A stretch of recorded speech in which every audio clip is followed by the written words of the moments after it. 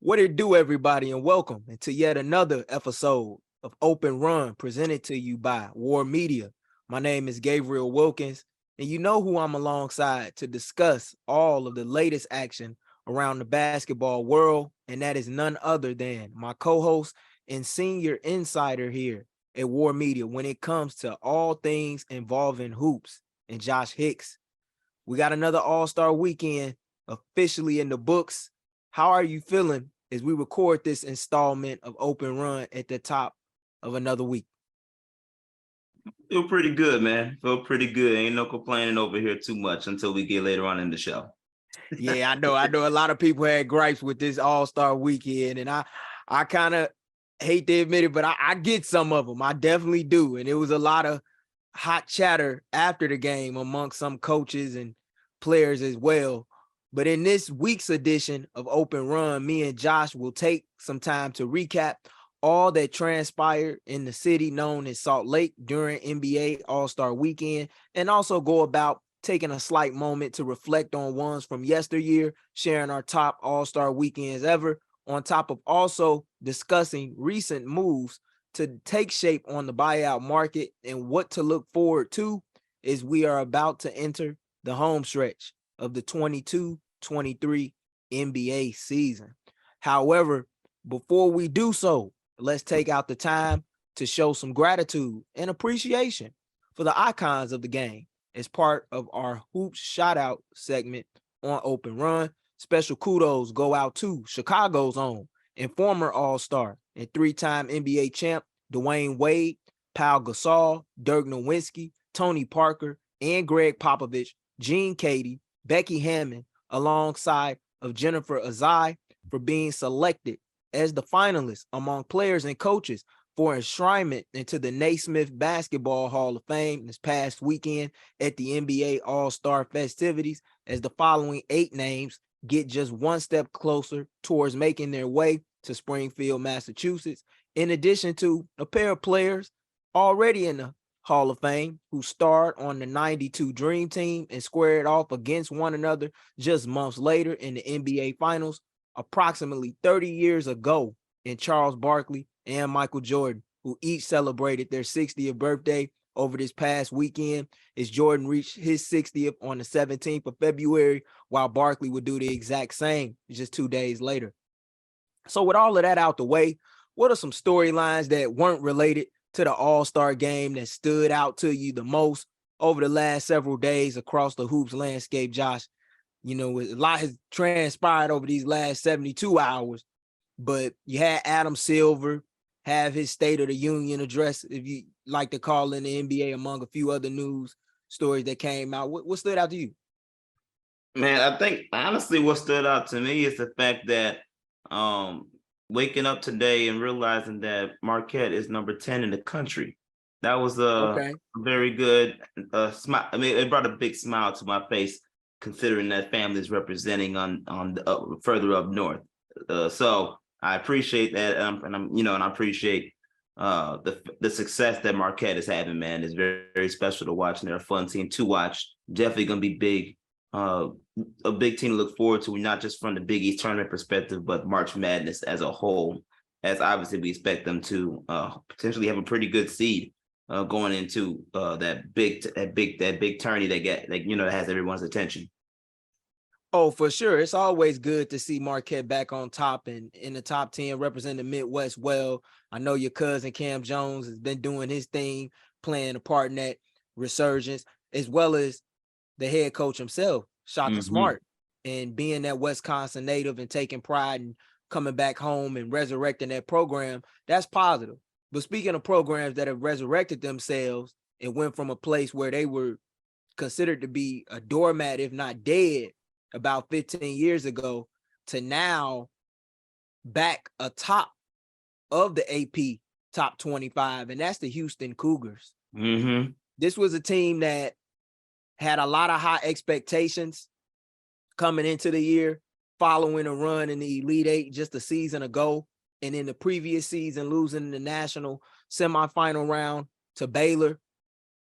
What Kelvin Sampson has managed to do there is remarkable. the top recruits that he's starting to come get and he's churning them out is looking like the program used to back in the 80s during the Phi Slamma Jamma era when they had the future Hall of Famers at the time and Clyde Drexler and Akeem Olajuwon on campus. You add all of this on top of the fact that Houston's already been a hotbed for hoops and producing guys to come into the league within that metropolitan area, and the fact that they're going to have the Final Four this year. And you got to think that these guys have a reason to play for something that's far bigger than just the name in front of they jersey. They playing for the city. And that's one of their mottos, you know, for the city. And what Jarris Walker's been able to do as a freshman, I can't wait to see him in March Madness cook up. They got a real talented team, man. And to get back there after some of the shortcomings they had the early season, lost to Alabama when they were ranked number 1, and to defeat Memphis yesterday. Of course, you know, taking advantage of some help along the way, but that's just real cool to see. And another story that stood out to me is NBC Sports.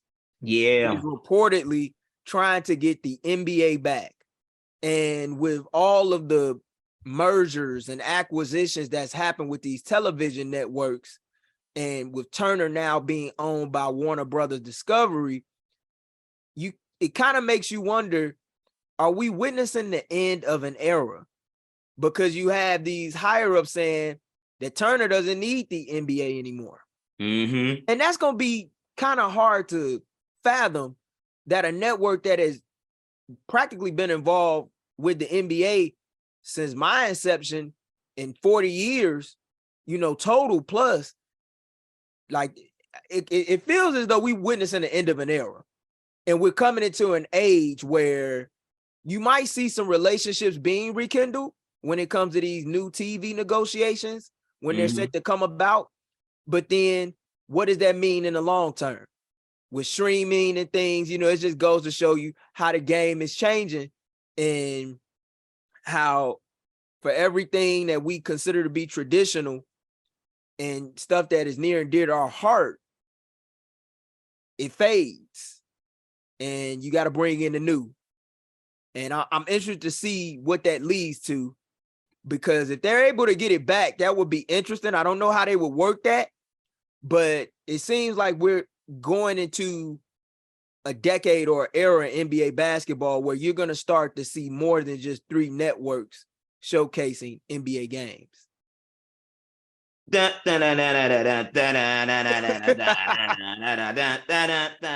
might as well. I'm excited for it, man, and I really hope it does happen.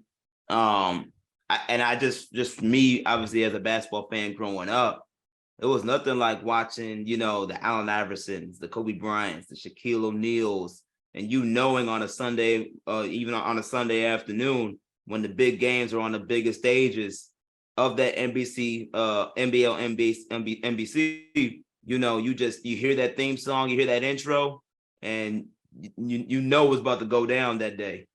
I'm hoping to see if they were to rekindle that and bring the NBA back to NBC. You bring the original theme song. You might even see a couple of people, you know, that we used to do those shows back and they come back for a little bit to at least get things moving. Like you said, it'll be interesting to see where the direction goes. But if it does happen, as long as you bring back the theme song, for me, I can be all right with it. I need a theme song. It's not the same without the theme song that helped make that era such a mogul type of era for that network. And for pretty much our generation, man, like in generations before. So I just hope that we could rekindle that part for sure. I really hope we can do that, because I think Fox Sports is doing that right now. It's playing. Yeah, they sold it. Yeah, so I don't know how to feel about that, but that's another discussion. So I just hope we can rekindle that and be good to go. But yeah, that's definitely something that will be very interesting if it really does happen.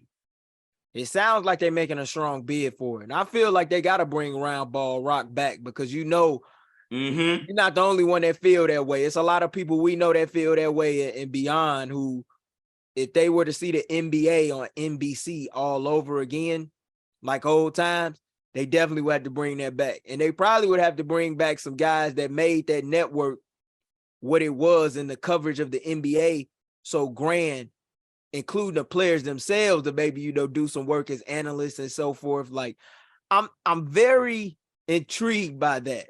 I am. And with all of these other companies coming to the forefront, such as Apple, Amazon, it could be a totally new era as we know it. And we might get to the point where we're seeing primetime games on a Monday night after football season. Yeah. And not just on Tuesday, Thursday, where we're, you know, looking up. We already know about the ESPN Wednesday, ESPN Friday package. But man, like, you might have a major game on national TV every week. And even though you had that already with NBA TV, the production is not the same with NBA TV compared to these networks. So remains to be seen, but definitely something that caught my eye. And I feel like a lot of people need to keep their eyes on going forward. But I want to get into this NBA All-Star weekend, man. Pelicans guard Jose Alvarado, he took home MVP honors in the Rising Stars game, helping Team Paul, led by the head coach Paul Gasol, former NBA great. He led them to the trophy in that event over Team Joakim Noah, led by Joakim Noah. Everybody in Chicago, pretty sure they know who he is, don't need no introduction. While Team Utah, led behind guards Colin Sexton, Jordan Clarkson, and the young big man in Walker Kessler, managed to take home the skills challenge over the rookies and Team Giannis to kick things off on Saturday night. Had Damian Lillard put on a spectacular show in the three-point contest, which helped him to advance and knock off a pair of Indiana Pacers and his all-star peer, Tyrese Halliburton, and marksman Buddy Hield in the finals to become the first player in Portland Trail Blazers history to win the event.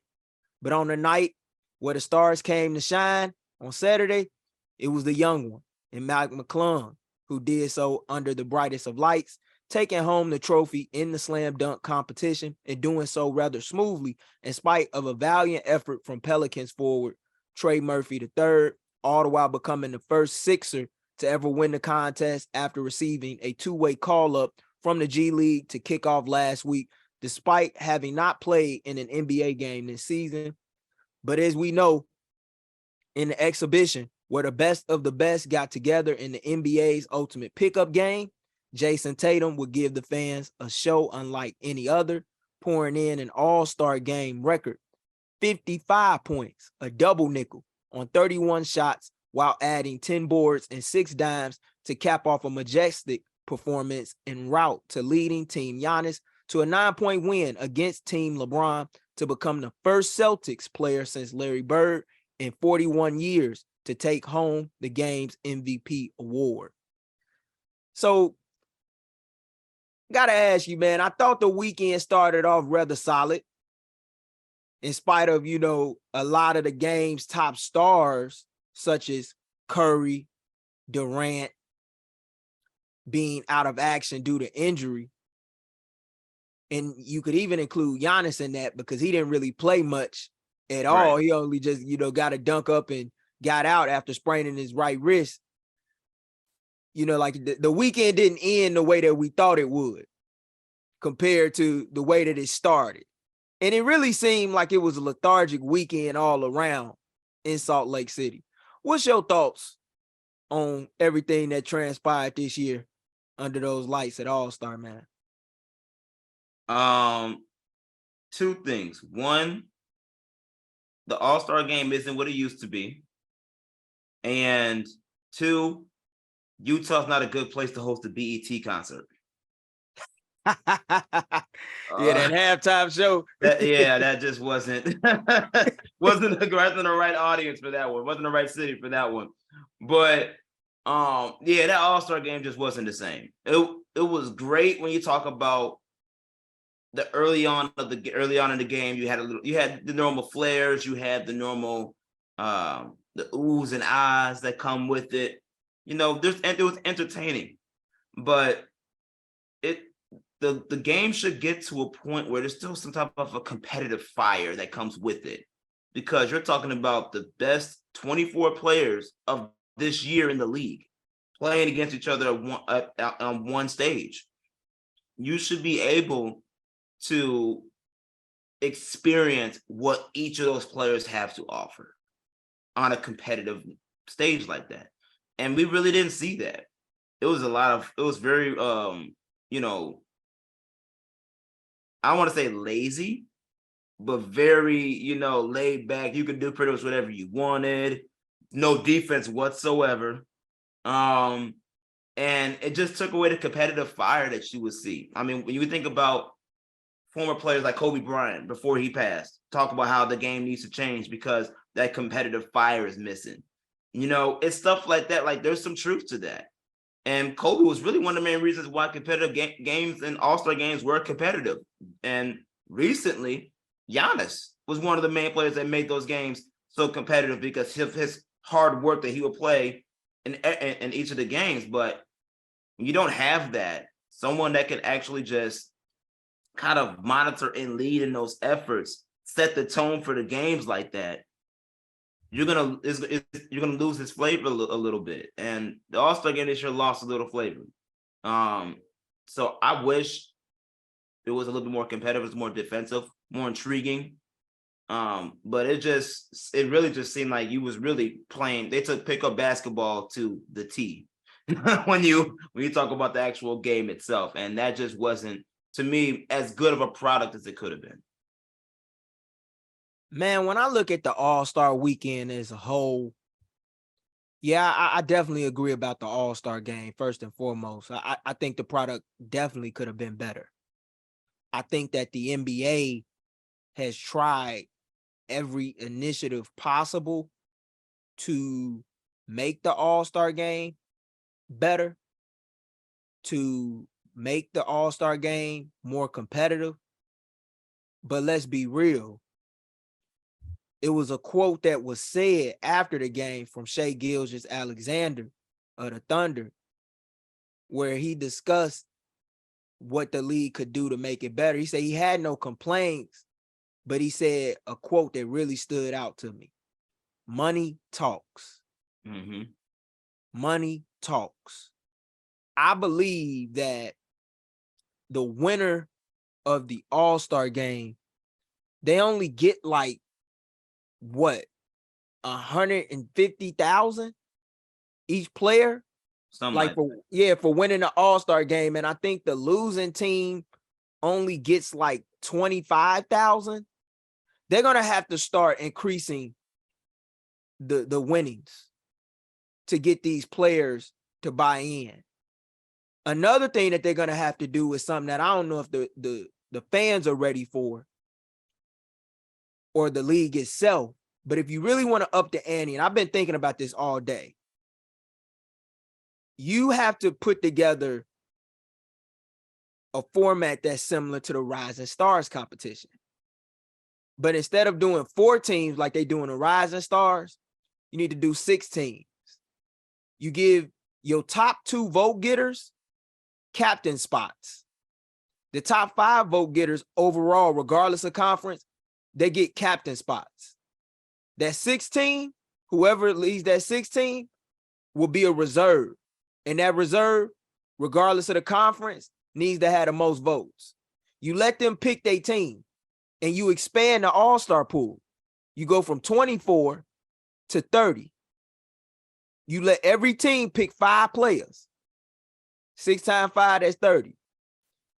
You let the top 2 teams get first round buys, and you let 2 teams battle out in round 1. And to honor Kobe, like they've been trying to do with that Elam ending, because if you notice, whoever is the team in the lead, they always got to play up to 24 in the 4th quarter. Mm-hmm. Have them play the first round games up to 24, as well as the semifinal round to 24, with the 2 teams that advance out of round 1 to face off against the top 2 voting getters team. And then when you get to that, after the 2nd round, the winners of those games go to the championship, and then the championship play up to 81 in honor of Kobe's career high. That's what's gonna have to happen, in my opinion. They're gonna have to get real creative, because these guys are coming to All-Star weekend really just to chill. And I don't think that Utah helped much at all. where it was, you could tell like dudes was really trying to chill. You ain't even really hear nothing about no parties going on in Salt Lake City, Utah. I ain't see no photos on the ground or around Twitter from no parties. But as far as the weekend itself, the young guys came to play. Jose Alvarado took advantage of the stage. Mac McClung took advantage of the stage, but they had reason to. Mm-hmm. You know, we know their names because we hoop heads, but the average casual fan may not. And they even brought this up on ESPN. I was looking on Twitter where Mac McClung pretty much made nearly his annual salary in the G League in one night by winning the slam dunk competition. So he had an incentive to show up and show out. You're going to have to give these guys something. And I think it's turned into an event where it used to be a proving ground. Mm-hmm. You know, where if you was a new kid on the block or you was the veteran to that new kid, either way, you was going to prove yourself. Yeah. Guys was coming to make a name for themselves, but then the game was different because back in the 2000s, the 90s, the 80s, you didn't see these teams and some of these players, especially if these players were on like mid to below average teams, you didn't see these players in your face every day. Right. Now they bombarded. And even if you can't watch them play every night in every single game, you have the league pass replays, you have the game highlights. It's not like yesteryear when it's the 2001 NBA All-Star game and I'm watching this as an 8-year-old and I see Stephon Marbury in a New Jersey Net uniform hitting step back threes over Kobe Bryant to help the East come back from down 20 beside Allen Iverson, who took the MVP that year to knock off the West. It ain't the same no more. It's not the same no more, man. And I think it's become an event.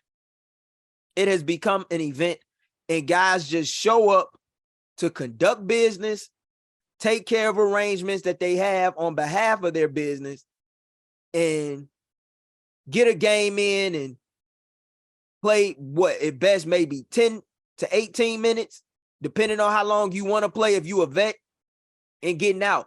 And I had a feeling that the game was going to take a turn for the worse on Sunday night when LeBron had to leave due to his finger injury and getting his hand caught in the rim when he tried to go up for a block.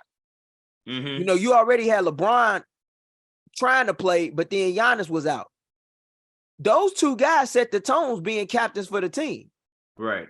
And all that game needed was just one player to just set the tone. But to me, the tone was set from the opening tip when Giannis went in for the dunk and checked out due to the sprained right wrist. It looked like guys were trying to make it out healthy, and it looked like guys were really just trying to get up out of Utah as soon as possible. Like one of my guys said, Torrance Stack, who listens to our show, it really looked like that. And the league should have more injury replacements on hand, because I don't understand why Giannis was able to play in the All-Star game, but yet he couldn't participate in the skills challenge. Like, that makes sense to me. I don't get it. And that's why I think the All-Star pool needs to be expanded. And we're gonna have to put this out like it's a game at the park. That's how we're gonna have to start treating All-Star games now.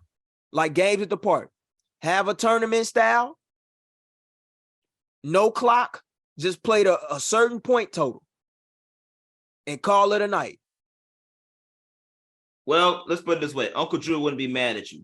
So I definitely can see that being taking place, but something has to give. Something definitely has to give at this point. And because it doesn't bring the same excitement as, as it once did growing up as a kid. And obviously, I know part of it for sure is definitely location, because I didn't hear much of anything regarding Utah.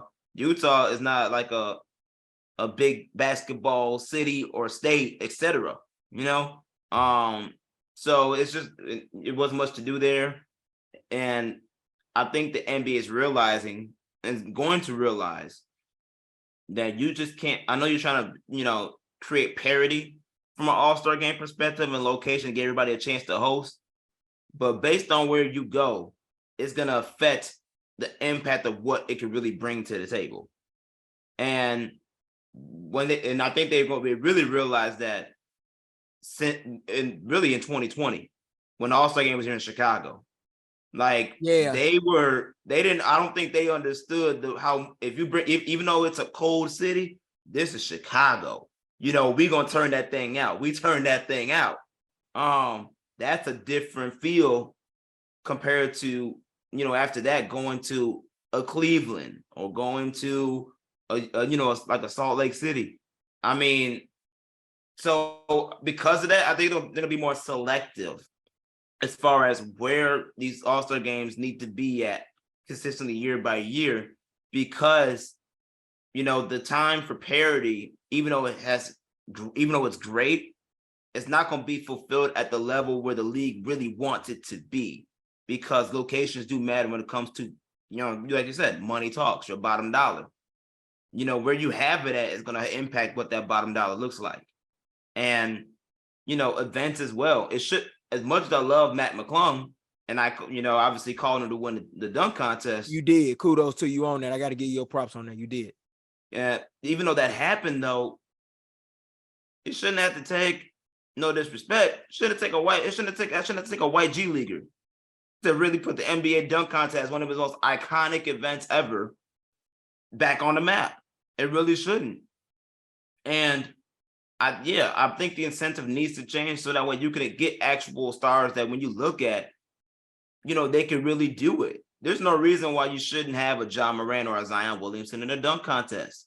It's just, these are things that they can do to help change the parity of the league like that. So I don't know, man. It's just something that has to give. Something does have to give. And I love it, and I actually like your concept from a tournament perspective. I do like that. Got to. I like that. Okay, then my next question would be then is, how do you do this from a All-Star weekend format perspective?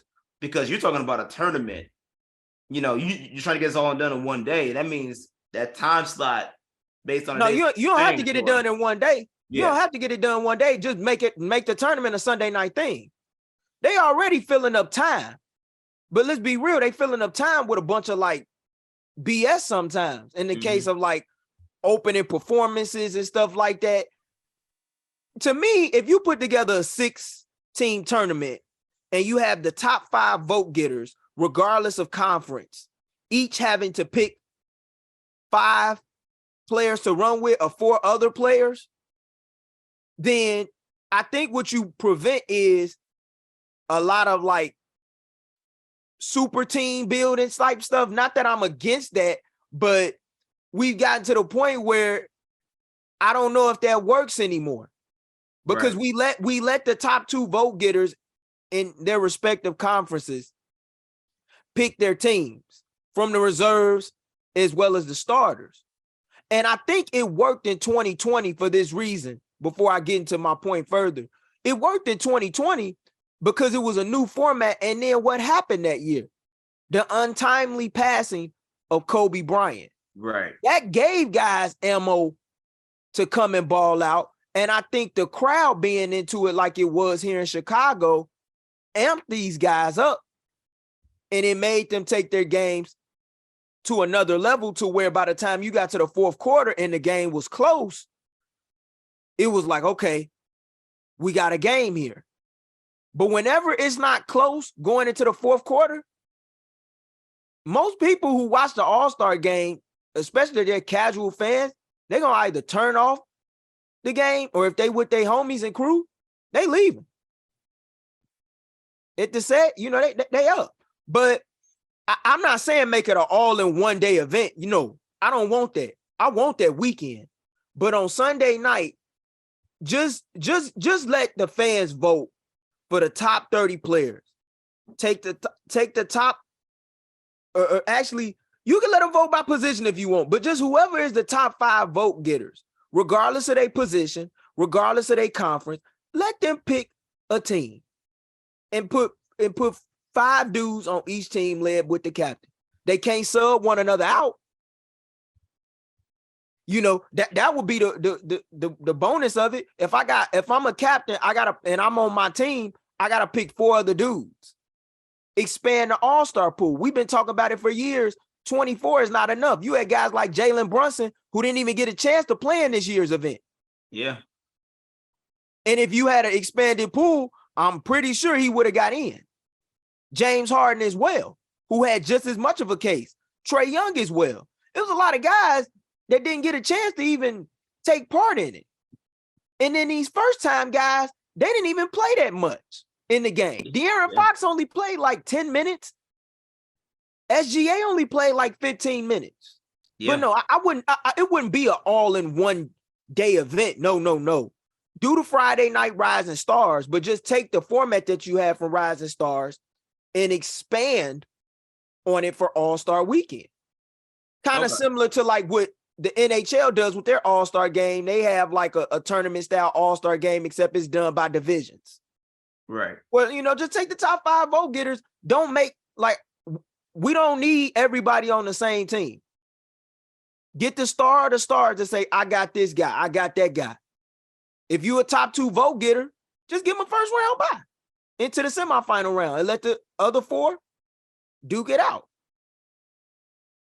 Because we don't really respect the reserves the way we do the starters. And sometimes I think that's unfortunate because some of the reserves do deserve to be starters in some cases. And we saw that this year with Joel Embiid, who, if not for injury, he wouldn't have been starting. Yeah. But he was deserving of it. I mean, it's a lot that's wrong with it. And then you talk about, well, you know, it's no reason why Ja Morant and Zion Williamson shouldn't be in the slam dunk competition. I agree. But look who set the standard.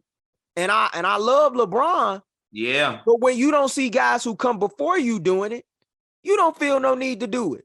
That's real. And then everybody nowadays, they got that too cool persona. And then, you know, you could go viral for great things, and then you go viral for the wrong thing. And not that would be the wrong thing, but like if they don't perform up to fans' expectation and they feel as though they've let the fans down, a lot of guys may not know how to live with that. And I think in this culture of basketball, a lot of guys don't. And that's why they don't do it. It's just like, oh, okay, I'm a chill. You know, I watch the festivities with my guys and stuff like that. Everybody's just too cool to do it. And I get that. But as far as the game itself, it ain't the game no more, in the event, not the event no more, because I know people who went to All-Star games in the early 2000s. And even though it was parties and folks went out and did things, you didn't have these brands as widely involved in it as they are now. Right. Jordan Brand had they little thing, but like you had to be an exclusive dude to get up in that. Right. Now, no, and no knock on people, I'm not throwing no sneak disses or nothing, but like you could be an influencer in the NBA Twitterverse, and if you hot enough, you can get a pass in some of these events. It's just like a free-for-all now. And everybody got their camera out. It's different. It's different. It's become a corporate level event, as opposed to an event that, in order for you to understand what was really going on when it was really golden, you either had to be there or know someone who was there. And that's what's changed about the game, and social media and the rise of modern day technology has just brought all that to the forefront. You ain't lying, brother. You ain't lying, man. Whatever it takes for things to change has got to change. That's all I can really say, because I was having a lot more fun really kicking it with other people than watching the game when the game was really getting out of hand, man. So I'd rather, something has to give. Something definitely has to give, and I do like your idea of the tournament and everything, but I don't know if you saw the report that Milwaukee's putting in a bid for All-Star Weekend. So even if they bring it back to Milwaukee, it may not be Chicago, but it's going to be pretty close. because Chicago gonna come up north. They're gonna drive that hour and a half to Milwaukee and get this thing cracking. So I wonder if that does happen, how soon it can happen, because that could really be one of those cities or All-Star weekends that could actually change the demographic of where and the trajectory of where it could where it's going now. Yeah, and I mean, between you and I'm trying to figure out a way to get to Indianapolis next year for it, if I can. You know, with that not being too far from where we're based in Chicago, I'm thinking about that as well, and I would love to see it in Milwaukee. But regardless of where they hosting these All-Star games, man, like some definitely has to change, and I hope the NBA listens to what I'm proposing, man. If they are, I would love to get a royalty check off of it, because they need all the ideas that they could get to make this event dope for the fans, man. And like, I know I've heard some fans say, well, I don't like the fact that players can pick and choose who they draft on a team and whatnot. Like, my father was saying that me and him was watching the game, and I typically watch the All-Star game by myself and just chill. And I'm like, no, we're not going back to that, you know, especially after what happened in 2017. This NBA All-Star game, I must admit, it was probably the lowliest All-Star game I've seen since 2017. And that game also featured a 50-pointer from Anthony Davis, who put up 52 en route to the MVP that year in front of his hometown fans at the time in New Orleans when he was with the Pelicans. But I got to ask you real quickly, your thoughts on Mike Malone's post-game remarks. He said this was the worst basketball game that he ever seen played. And that was big to me. Like, what's your thoughts on that? Especially when, you know, typically you don't hear those comments during All-Star weekend, even if the performance in the weekend itself didn't always live up to the bill. It's definitely significant. I'm not gonna say it was the worst. I'm not gonna say it's the worst. But what I will say is it can be mentioned in the category, because what's your standard of an All-Star game? I think Mike Malone's standard was the days of old, you know, the competition, the defense, you know, you making a name for yourself, you showing the world that I am the best for a reason. Right. That was non-existent in this year. At all. It was non-existent. And, you know, in the era, and even in early eras, I think he understood, like, you know, even though All-Star games are meant to be fun and chill and entertaining, there's still other components of a basketball game that can be implemented into it. And for someone like him, we talk about, who probably was never an All-Star, took the game very serious from a coaching perspective, to a point where you have the number one team in the NBA, in the Western Conferences, for sure. You know, when you see a certain standard and accustomed to a certain standard, and that standard quota is not being met, you're gonna express the disappointment, because your standard of how you would coach the game, how you would expect the game to go, isn't meeting up to his criteria. And you can say that in a lot of cases, this year was a landmark that was kind of moved when you talk about what to expect out of an All-Star game.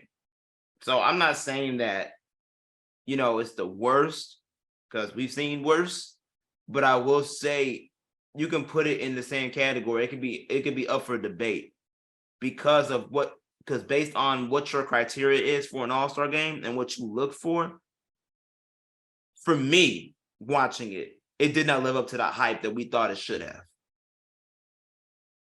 No, I agree with you. It definitely didn't live up to the hype. And it doesn't shock me that the comments came from him, considering who his dad is, and former Pistons assistant coach Brendan Malone, who also coached with the Toronto Raptors back in the day.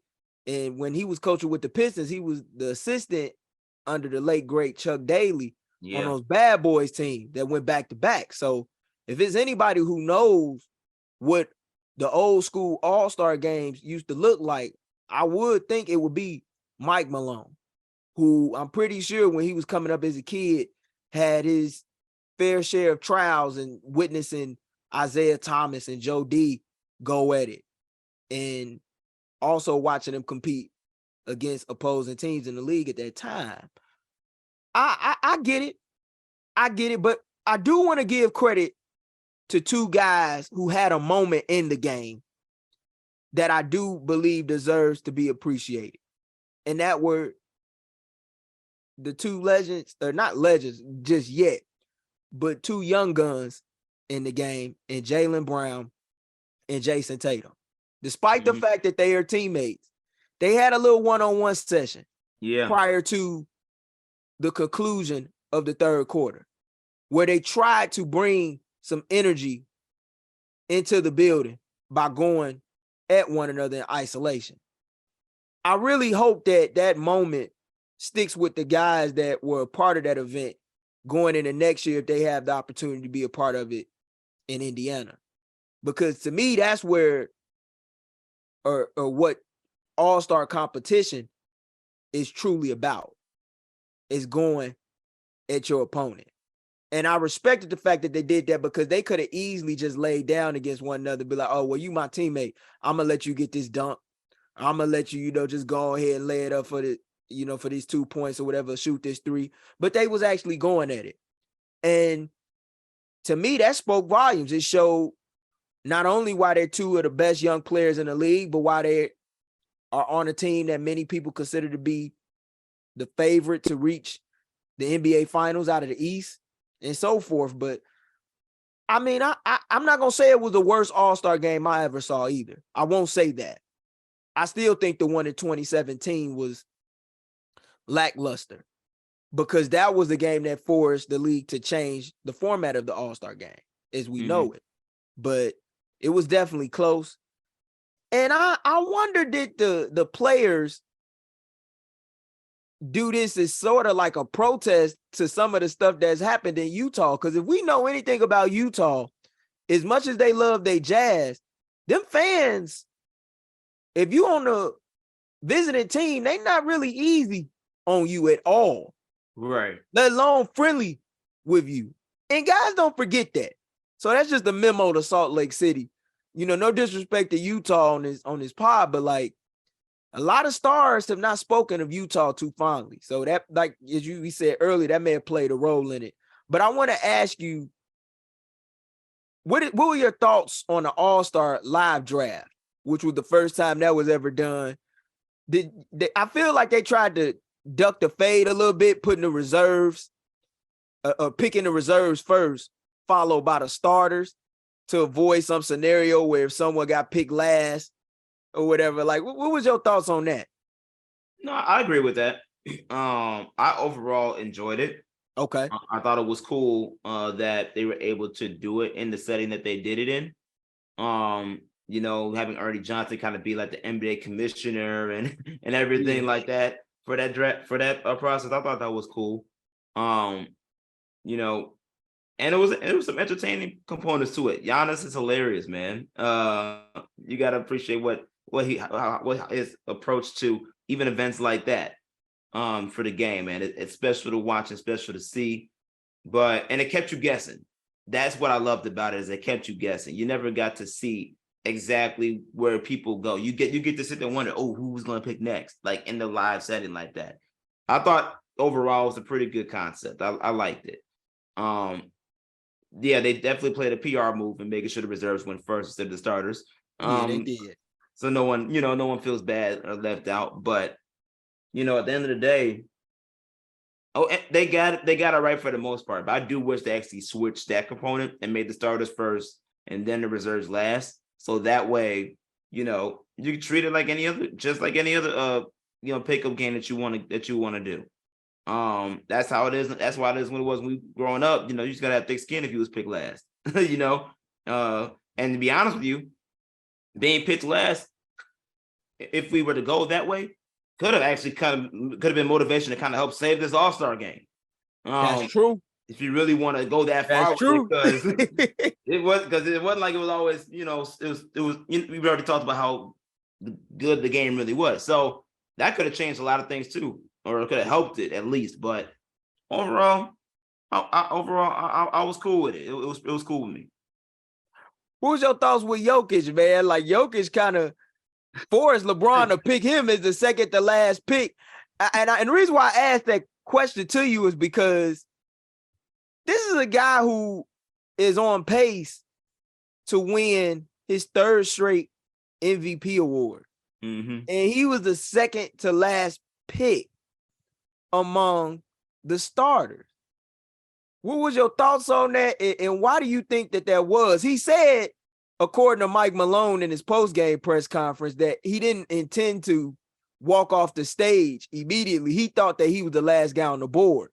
And he apologized to Lauri Markkanen after the fact because he kind of left him up there, standing alone. But because he thought, he was the last pick.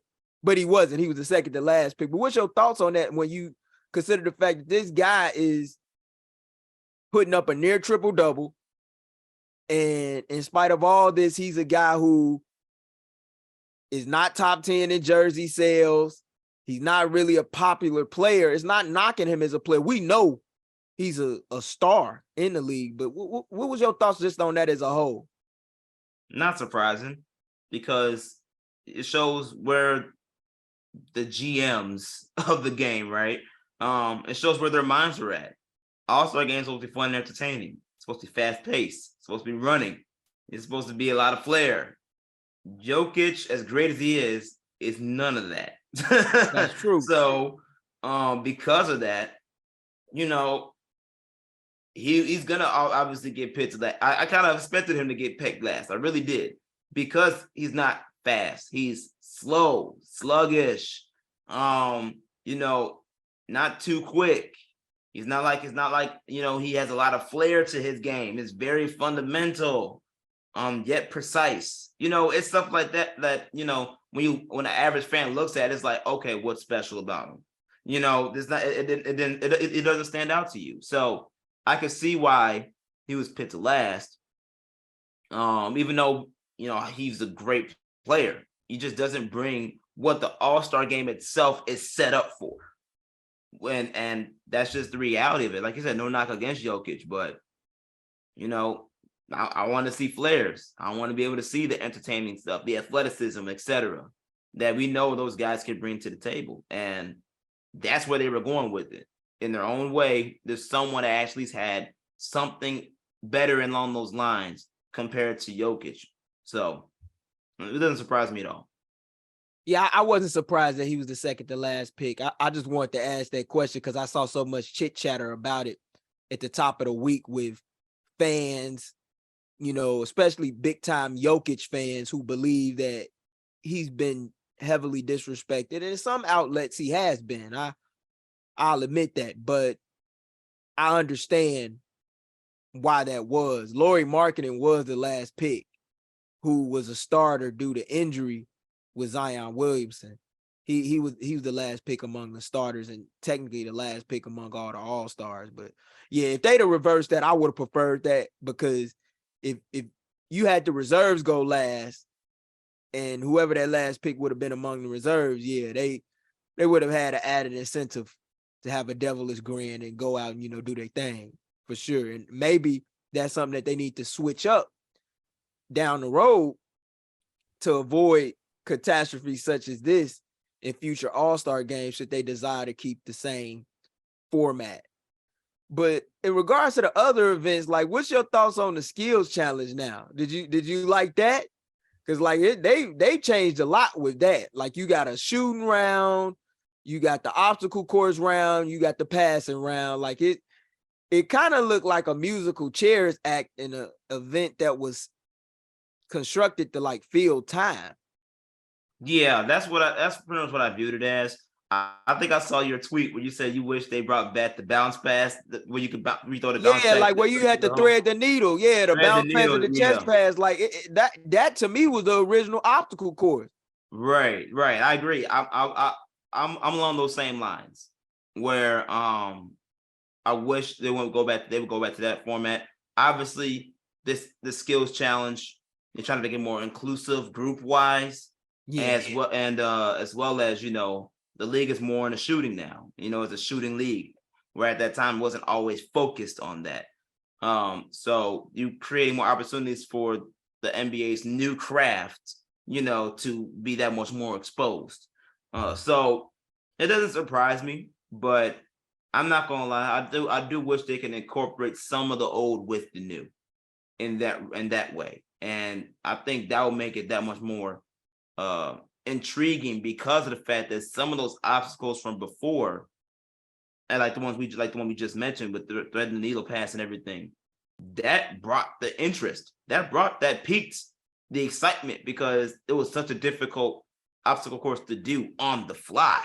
Yeah. Like it brought that's something that, I wish they could have added or kept some of those old school elements to this new era of what this event looks like, because of the fact that it still brought challenges. It made it, kind of hard for those players to fulfill. You need it's a challenge for a reason. So that's just my take on that. I was cool with it, but I wish they did bring older elements and combine that with this new era of what this event looks like now. Yeah, I wouldn't mind that. And I also wouldn't mind it featuring wings and bigs who have the ability to handle the ball in the capacity that a point guard can. Because when we came up watching the skills challenge, you always saw the point guards taking part in it. Yeah. Jay Kidd, Steve Nash, Darren Williams, Chris Paul.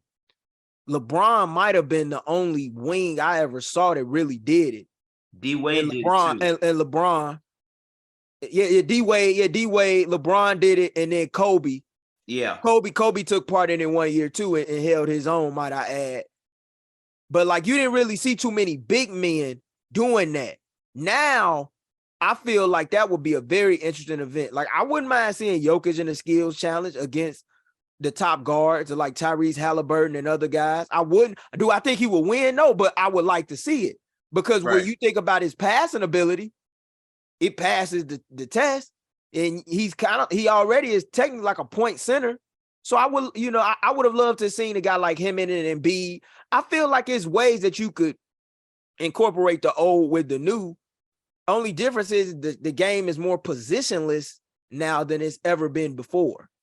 So I would have loved to have seen the old school optical course where you have like a big man, a couple bigs, a couple guards, a couple wings, and let the person with the best time win. We don't have to do this bracket stuff where we separate the bigs from the guards and stuff like that. We don't have to do that. Just have it be a free-for-all and make guys go through it full speed. Because now they can kind of like coast through it. Yeah. And that's the thing I don't really care about, because it's all about your points. Like, it's not really about your time. It's just about your points and winning each round to get the most points that you can. But before we move on from the NBA All-Star talk, I want to ask you, because there's been so many All-Star games that we talked about, like from the old days, like how the game used to be. And with this one not living up to what we have come up knowing it to be, what are your top, or shall I say most memorable All-Star weekends in recent memory? Ooh, man. I'm gonna go with 2000 in Toronto with Vince Carter. In Oakland, yeah, where he was repping the Raptors, yeah. Yeah. I like that one. You got to use that one. You got to use, for me personally, I believe is it the 03 or 04? The one with Michael Jordan's last All-Star game. 03 in Atlanta? 03. Yeah. Oh man, that's a tough one, bro. That I think it's 2016, Zach LaVine and Aaron Gordon. In Toronto? Yeah, you gotta go that one. Man. Even though I was only like 3 or 4 years old at the time, you gotta go with the 98. In New York, yeah. Yeah, you gotta go. I know what you mean. You gotta go with that one. MJ's last year, the emergence of Kobe. I mean, come on, that was classic. And Yeah, you got a brother on the spot. I think for me, it probably is going to be 2020. You got to put 2020 in there just because of the significance of it and the fact that the game itself was so good, so intriguing, down the wire, down the stretch. You were on your toes watching that game from start to finish for the most part. Yeah, you got to go 2020 All-Star Weekend for that one. Those are my top 5. Okay, so for me, when I think about my top 5 most memorable All-Star weekends, I don't feel like you could really go wrong with anyone between 2000 in Oakland, 2001 in Washington, and 2002 in Philadelphia. All of them were top notch. Yeah, all of them were. 2000 in Oakland, like Jason Williams, White Chocolate, he put the Rising Stars game, which was then known as the Rookie Challenge, on the map. right. To me, he put that on the map. I'll never forget the behind the back elbow pass to Rafe LaFrentz. I'm still upset to this day that Rafe didn't turn that into an assist and just lay it up or dunk it. Like you can't miss it. You can't miss a shot after a pass that sweet. And then to have Vince Carter as well as Steve Francis, who put on the show for the ages, that if he'd have put that on a year before or the year after, he could have easily won. But it just goes to show you how just phenomenal Vince was. And in my opinion, I tell people this all the time. He ruined the dunk contest in a good way, but he really ruined it because no one has, in my opinion, has ever been able to top what he did. So I put that in there. And then, of course, Shaq and Tim Duncan getting co-MVP honors, running numbers with the West. That's up there for me. And then I'd say, I would say 2006 in Houston. That was an under the radar one. I really enjoyed watching that one. Like Andre Iguodala in that dunk contest against Nate Robinson. We always talk about how Aaron Gordon got robbed. I feel like Andre got robbed. You go back on YouTube and you watch that dunk contest, man, the stuff he was doing that night, he should have won that. He should have won that easily. But that's another story for another day. And then that was Bron's first All-Star game where he won an MVP. It was his second, but it was his first All-Star game MVP. So that stood out to me. Then I would say, of course, 98 New York, like you mentioned. MJ's last as a Bull, Kobe's first All-Star game. That was just a perfect atmosphere. If you want to know the truth, that's the first NBA All-Star game I can recall ever watching in my life. Yeah.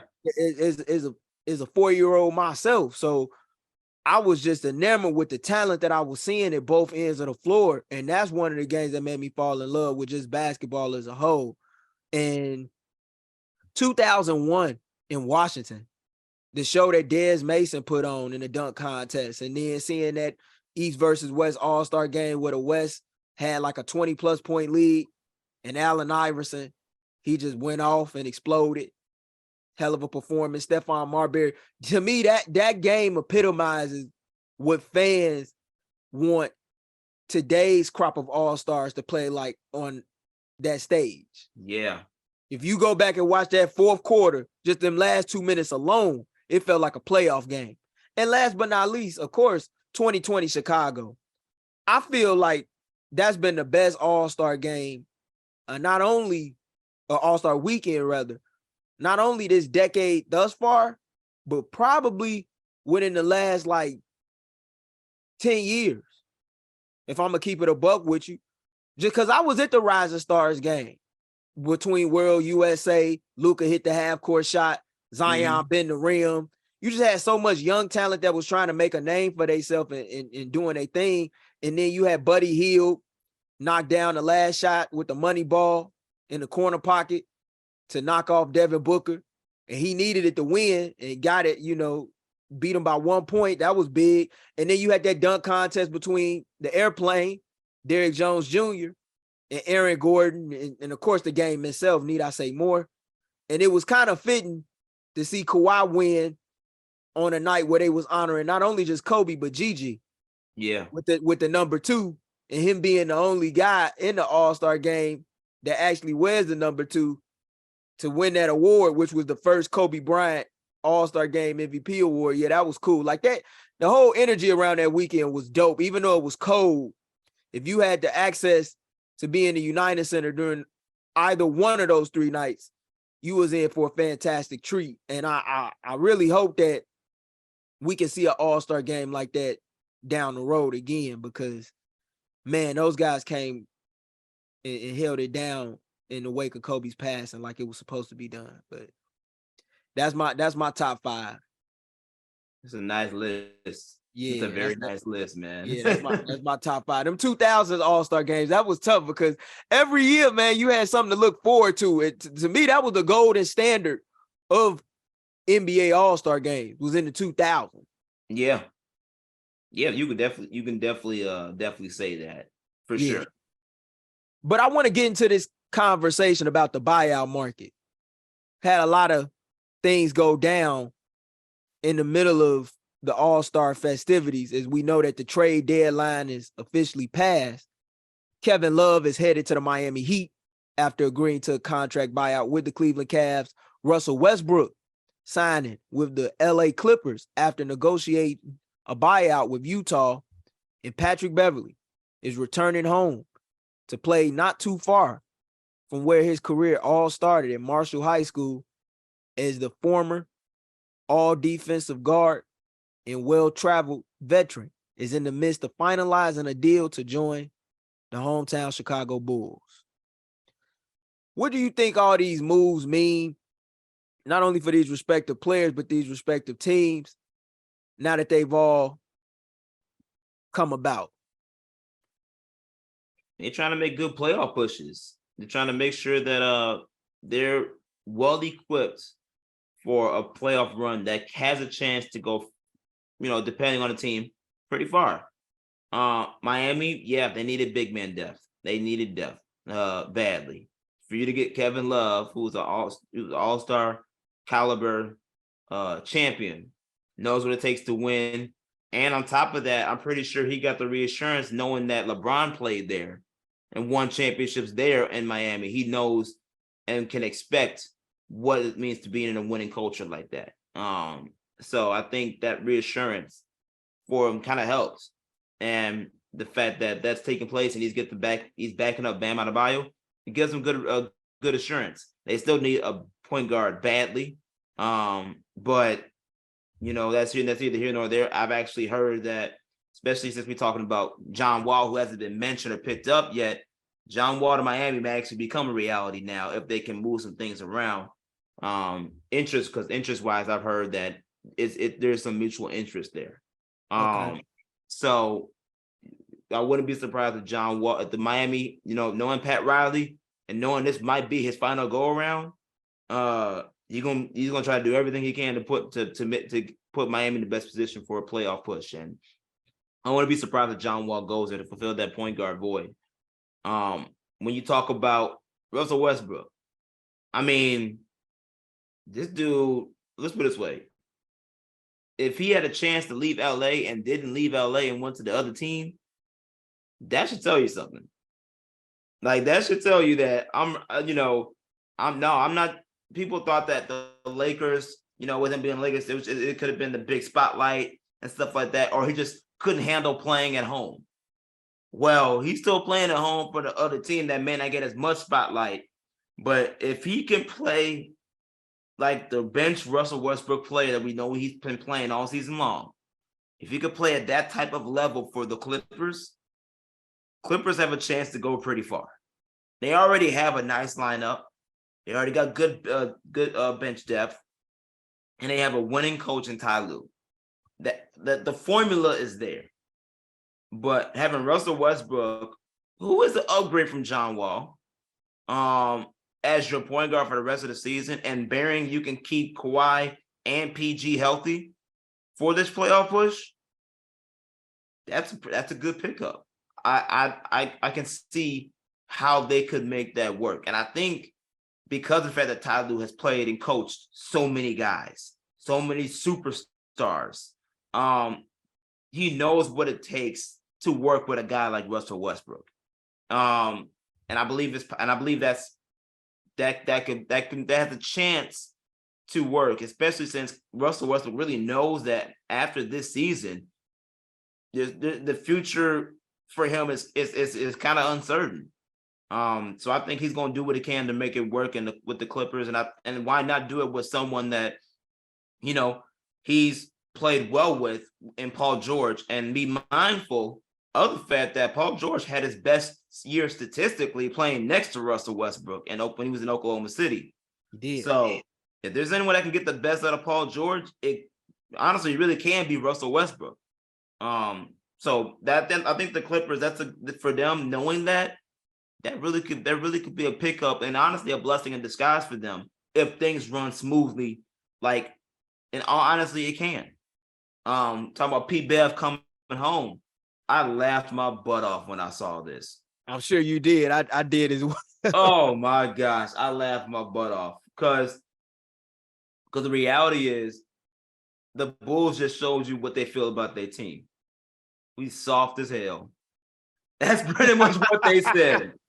We are soft as hell. Ain't no way, because when you talk about point guards, Pat Beverly is not a traditional point guard. He's not, okay? And it's not like he's having his best shooting year. It's not like he's, he has capabilities of it. He's just not, he's someone that offensively you can question, you can like kind of scratch your head and see how this works. But what he does bring is defensive tenacity. What he does bring is toughness. What he does bring is edge. Bulls don't have any of that. And quite frankly, they need it. That's just the reality. They need that. And because he's bringing that, Pete Bev's going to rough some feathers up. And I'm loving it. I'm going to love it because they need that. I would love to see Pat Bev chew out Zach LaVine in the middle of a game.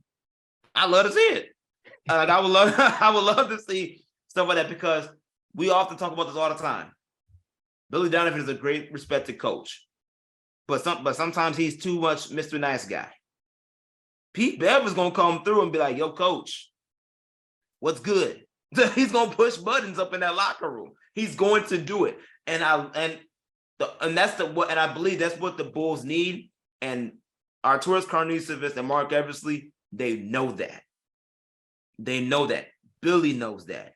That's why he wanted Russ so bad, because he knew Russ was going to ruffle, even though he's a nice guy, he's also going to ruffle some feathers. He's also going to play hard every night. There's no shortcutting with him. Pete Bell's the same way. He's going to play hard every night.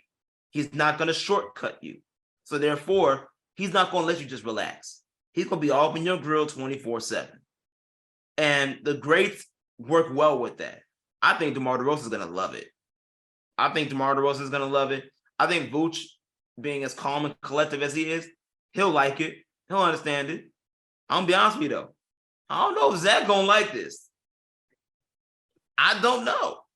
Because this is the first time that Zach is actually going to play with someone that's going to really drill him.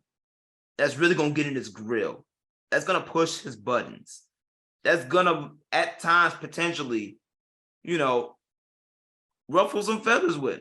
He hasn't played with anyone as a tough guy in his league. So with Zach being the face forefront of that now, of the franchise, and you bringing in someone that's going to bring that toughness, I want to see how he responds. I really do. Especially since he's said all the right things. I believe in my teammates. I'm confident in what I can do. I'm confident in my teammates. We should be winning. There's no offensive identity. He's said all the right stuff. Pat Beverly's going to put what he said to the fire now. He's going to say, yo, there's no reason why, if I can help a team in Minnesota go to the playoffs, they haven't been in the playoffs in some years, there's no reason why I can't do this in Chicago too. You want this that bad? All right, let's do this. And I'm going to hold you to it. He's going to bring the accountability factor that the Bulls don't have. So as much as I laugh my butt off, because I don't know how I don't know how other players are going to handle it, I also was like, this is good because this is what they need. And front office and coaching in Billy Donovan, They know that. They knew that. And they said, we're gonna do this and see how things go, see how they respond, see if they're really mentally tough enough to handle this new shift that's going to be happening in the locker room, especially since Billy Donovan has repeated the same thing over and over and over again.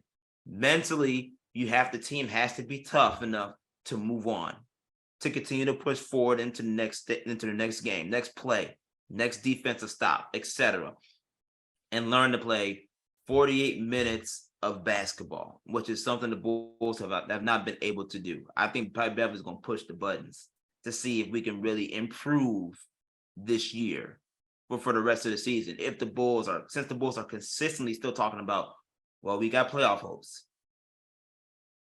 Yeah, not only push some buttons, but he's going to be motivated playing in front of his family and friends to try and elevate this team back into the play-in conversation, if not potentially higher, depending on how the final home stretch of the season fares for them. But he'll be more than motivated. And I agree with the Pat Bev signing. I don't know how it works for them offensively. I have a lot of questions about that.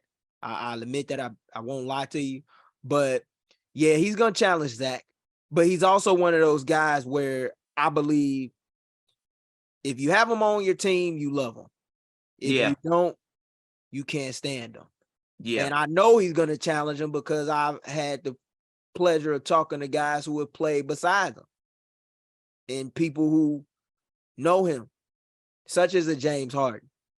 And I know they had many of their battles and squabbles in Houston. Some documented, some not so much, but it's still love there. But he's not the easiest to get along with, even if he's your teammate. But you love being in war with him, and you do cherish the wins that you have besides him, because he's gonna give a lot of effort. And it does say a lot about this Bulls team when they make a move like that, is in the manner in which you allude. Yes, this is a team that we always question their mental toughness, their mental resolve, and their willingness to play with physicality more often than not. And with a team that is struggling defensively, something that was their calling card a season ago, it makes sense to add a guy like Pat Bev, even if it's for a mini trial run, as they try and resolve what they can after, basically a middle tier start, or average at best start that hasn't translated into any upward progress for this team that made it to the playoffs for the first time in 5 seasons just last year. But getting to the other two signings, I like the Kevin Love signing for Miami, and I'll tell you why. He provides them with a lot of size that they sorely were in need of in the front court, and he's going to help them stretch the floor. We know him as a career 37% shooter from beyond the arc. This season, he's shooting 35% from three-point land, and that's what Eric Spoelstra is going to need him to do. And what this move allows them to do is to move Caleb Martin, who is giving them some solid minutes at the 4, but he's undersized, back to the bench, as opposed to having to play a bevy of minutes. And it gives Kevin Love an opportunity to try and maximize his value in this new situation in South Beach as he looks to reap the dividends this upcoming summer, should things work out. In my opinion, it's kind of like a lightweight version of Chris Bosh in their offense. You talk about how he has ties to Miami in a way due to playing with LeBron, but Kevin Love's skill set is a lot similar to Chris Bosh. They got a lot of finesse games. So I like that move from Miami. I do believe that Miami does need to get a guard, as you alluded to. John Wall to Miami would be interesting. I kind of thought, after seeing the Russell Westbrook news come out earlier at the top of the week, that John Wall would probably end up coming to Chicago. But that remains to be seen after this Patrick Beverley signing. But I love Russ going to LA, because what that shows me, to the Clippers, he was already in LA. He just switched locker room. But Right. I'll tell you why I love that move. Because when I look at this Clippers roster, they've done everything that they can to take as much pressure off of Paul George and Kawhi Leonard. They bought guys who they're familiar with either at each deadline in the last couple of years via trade or the buyout market to team up with them. Norman Powell and Kawhi Leonard go back to their days in Toronto, playing besides one another when they won a championship. You brought up how Paul George had the best year of his career in 2018-19 in his final season with OKC, beside Russell Westbrook, who not only led the league in assists that season en route to Paul George finishing second overall in the race for the scoring title, he also averaged a triple-double that year and was among the top 10 in scoring himself. So they have a great chemistry with one another, as well as Eric Gordon, who Westbrook had some time playing besides in Houston, running that second unit when James Harden was on the bench. So I like this move a lot because they have multiple playmakers and they can attack you in so many different ways. And as long as this team can find a way to mesh and gel through the little practice time that they have, as well as in games, they'll be fine. I know they have the toughest schedule in the league that remains among like opposing winning percentage, but I'm not really worried about the Clippers. And I'm not worried about Westbrook finding success there because everybody talks about how, well, he can't really shoot the three ball that well. He won't have to because he's going to have a ton of shooters next to him, whether that's PG himself, whether that's Claw, whether that's Nick Batum, Rob Covington, however they want to run him. Whether he starts or not, I don't think he have a problem with that. It just shows that he's committed to want to win a championship. And I believe if he makes the most out of this opportunity for a Clippers team that, in my opinion, to be a dangerous outcome playoff time, he'll be able to cash in significantly and silence a lot of critics while doing so in the process. So I'm a big fan of both of those moves. And I expect the Clippers to try and utilize Russ in a starting role. But I don't knock it. It's against the grain from what I thought they would do because they said they didn't want a traditional point guard. They wanted a two-way point guard. Well, they got a traditional point guard in a sense, but it's not the worst move. And then, oh, by the way, you got Terrence Mann who could play a little point guard himself when you need him to. I like it a lot. And Ty Lue, if there's anybody who can make it work, I agree with you. I do think it's Ty Lue. He does know how to manage stars. He's coached pretty much every top-notch star in the game, from Kyrie, Bron, Kawhi, Paul George, you name them, and now Russ. So I think he'd be welcomed in fine and with no issue. I was kind of shocked when they said it was going to be between the Wizards and the Bulls. I believe Chris Haynes, a Bleacher reported that prior to the top of the week. But I'm glad to see that he ended up going to the Clippers. And I believe that it just goes to show how much power Paul George has, because he was definitely pushing for it and advocating in the media for why the Clippers needed to sign Russ.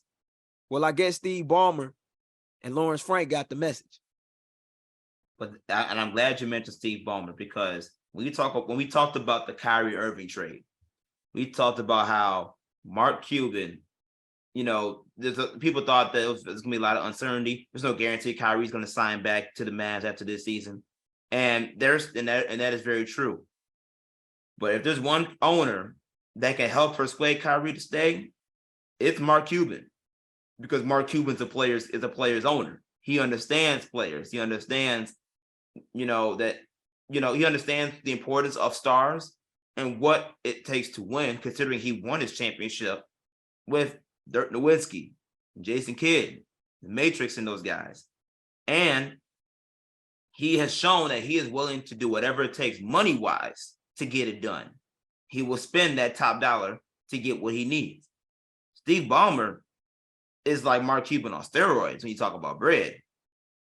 And when you talk about his drive and his interest in the franchise, he's already been very clear. He'll do whatever it takes to make sure the Clippers are known in LA. And that's already happening in its own way with them, eventually getting their own stadium and things of that sort.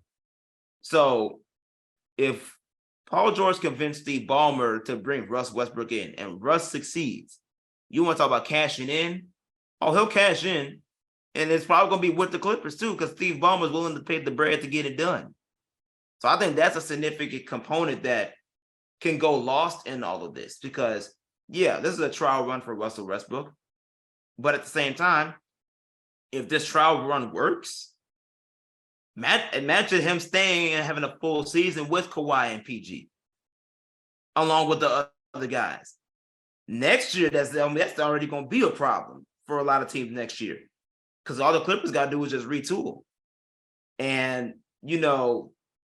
that's going to be significant moving forward if this trial run does work, even if it doesn't even lead to a championship.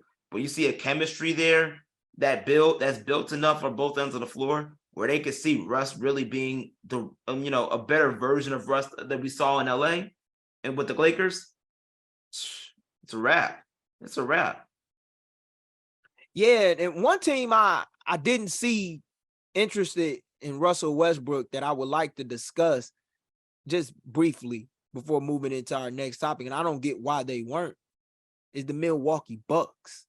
Because as much as Drew Holiday has helped to carry the load on nights when Giannis hasn't either had it or struggled, due to carrying an exorbitant load and being one of the highest league leaders in usage rate and so forth, you can't never have enough shot creators come playoff time when the game is predicated and how you operate in the half-court sets.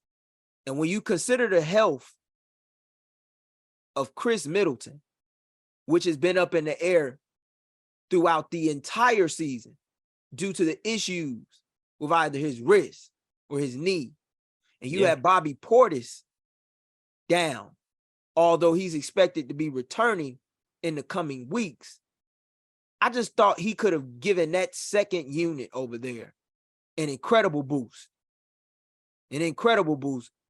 Because you could have paired him with Bobby Portis in a pick and pop game. You could have also surrounded him with shooters akin to what the Clippers are about to do now.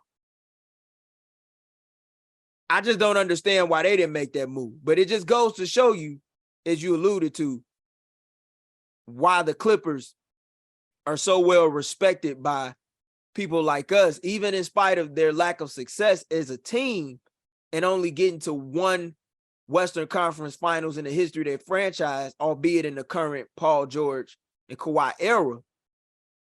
They trying.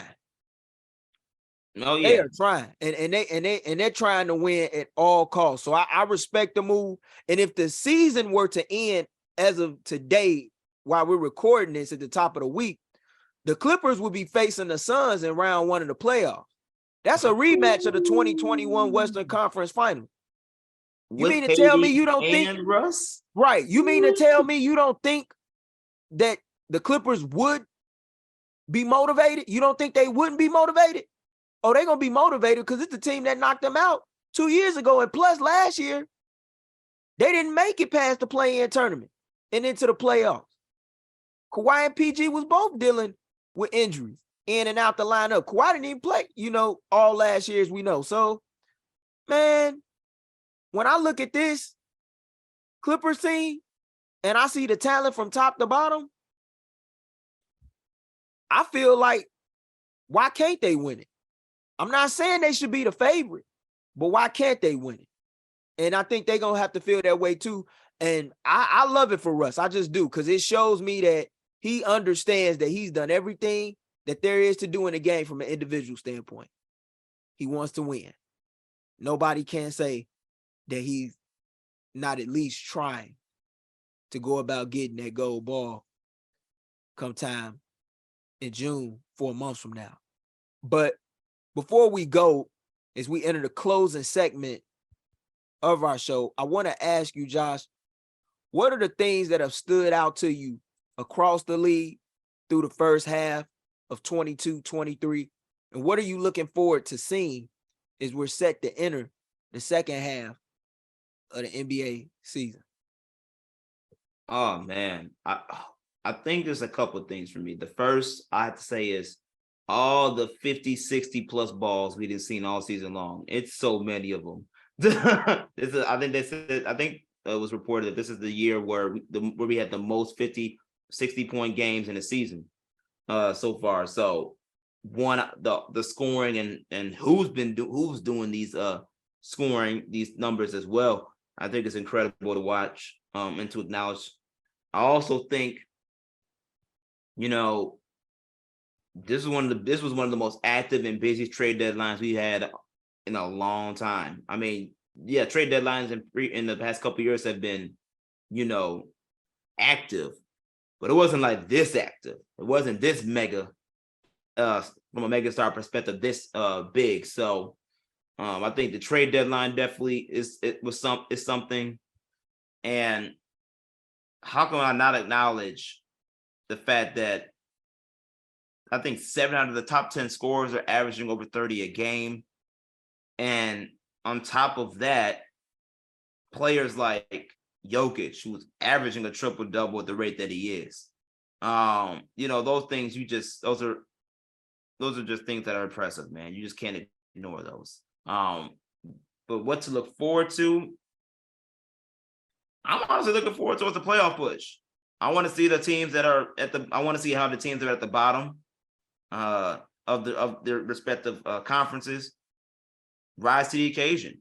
I want to see how they really improve. And quite honestly, obviously, you know, we're covering Chicago, covering the Bulls, etc. I want to see how the Bulls respond to this move. This is the first time you actually see some major shift from this franchise. And like we've talked about it before, Pat Beverly is a player you love to play with, but he's also a player that, you know, depending on who you are and your makeup, you may not be the best of friends with. So I want to see how this works. And I want to see if the Bulls really gonna view how they do this season to see if, you know, how they're gonna move forward from this second half of the season going into next year. Are we gonna still see the same mediocrity? Are we still going to see, oh, well, if the Bulls made the play-in, we made the tournament, so that works. We're okay with that. Or are we going to see a different approach? Because now you got a full season to see what your current nucleus looks like. And you wanted that. You got what you wanted. And you see the results of it. What are you going to do moving forward to help ensure that you have a better season than what you're having this year? Because this year has been a disaster when you talk about standards. And constantly viewing yourself as a winning culture when quite frankly you're not. So those are things I'm going to be looking forward to, man.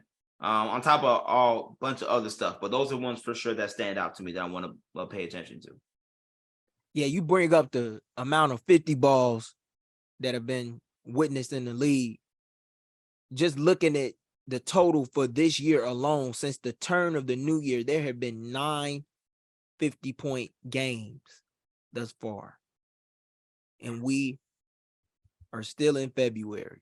In just the year of 2023 alone, there have been 9 games with at least 50 points or more. And when you look at who is producing these games, as you alluded to, Josh, these are guys who look like they're well on their way to the Hall of Fame when it's all said and done. Like Luka has 3 games with at least 50 or more this season. And that's saying a lot. Joel Embiid has multiple 50-point games this year with 2.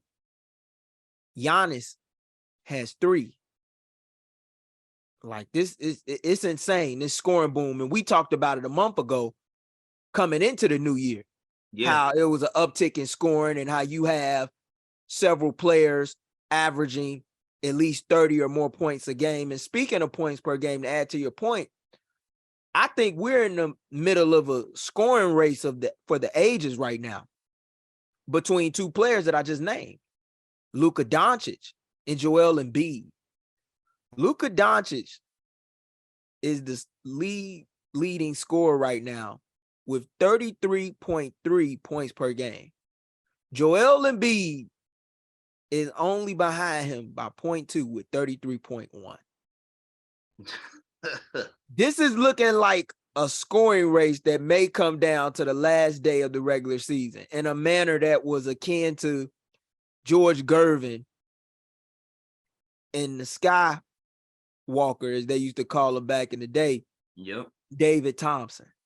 It's looking like one of those all-time great scoring races, and it's a race that I think a lot of fans need to have their eye on. Now, as outside of individual things that stuck out to me during the first half, I have to give credit to Boston. Boston looks like a team that is not going anywhere. They look like the team to beat not only in the Eastern Conference, but in the league. There were so many times last year when I would have shows with you and Cal where I would tell you guys during the playoffs, I thought Boston was the best team in the league, but how some nights they didn't play like it. Right. Well, they playing like it this year, pretty much every night. I see them, whether they got a guy down or not. Malcolm Brogdon has given that team a steady presence off of the bench, looking like a six-man. Yep. Derek White, on nights when Malcolm hasn't been able to play, has stepped in, including into the starting lineup as of recently. With Marcus Smart being down with his ankle, team hasn't missed a beat. Jaylen Brown, he's out for a couple games, no worries. Jason Tatum playing like an MVP candidate, sort of like how we saw him last night. It's just the epitome of how great they've been this year. And they've been so great that they just recently removed the interim tag from Joe Mazzulla and made him the head coach. This is looking like a team that is a force to be reckoned with for once and for all. And that says a lot to me because when you consider the Celtics organization over the last 5 years, in spite of them being a very successful organization and having deep playoff runs, getting to the Eastern Conference Finals and falling short just 2 wins of the gold ball a season ago, they took a lot of lumps and bruises to get to this point. Mm-hmm. And they looking like a team that has not only learned to fly, but they're ready to fly. Yeah. And you could kind of compare them to the Bulls in 1990, 1991.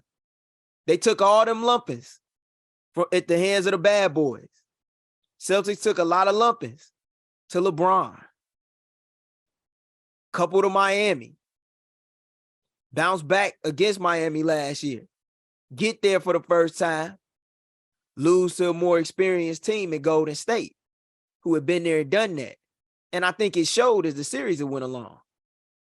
Now, they looking like the team that knows not only what it takes, but what they have to do in order to capture that 18th banner and put it up in the TD Garden, where we know they don't put Eastern Conference championship banners up or division banners up.